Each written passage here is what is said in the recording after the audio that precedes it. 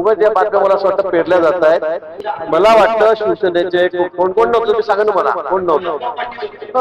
प्रत्येक ठिकाणी आपापल्या नगरपालिकेत लागलं त्या बहुतांशी म्हणता येणार नाही, पण काही मंत्री गैरहजर होते। मग ते भाजपचे होते, सेनेचे होते, राष्ट्रवादीचे होते। सगळ्या बैठकांना मुख्यमंत्री महोदयांच्या दालनामध्ये नंतर एकाचीच्या ठिकाणी हजर होते।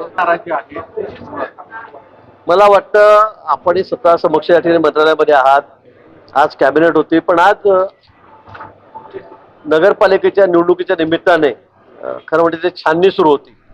आज सगळ्यांच्या नजरा प्रत्येक ठिकाणी आपापल्या नगरपालिकेत लागल्या होत्या। आमदार असतील, खासदार असतील, मंत्री असतील, त्यांच्या त्या मतदारसंघाचा प्रश्न होता आणि म्हणून आहे बहुतांशी म्हणता येणार नाही, पण काही मंत्री गैरहजर होते। मग ते भाजपचे होते, सेनेचे होते, राष्ट्रवादीचे होते। हो,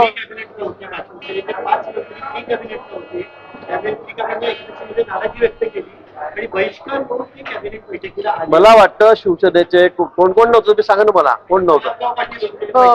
लहान नसतील, पण जे होते त्यांची नावं सांगा ना। जे होते ते ना 7-8 मंत्री त्या ठिकाणी बैठकीला हजर होते। मी सोबत होतो, बैठकीमध्ये होतो। मला वाटतं बहिष्कार टाकायचा तर सगळ्यांनीच टाकला असता, पण असं कुठे नाहीये।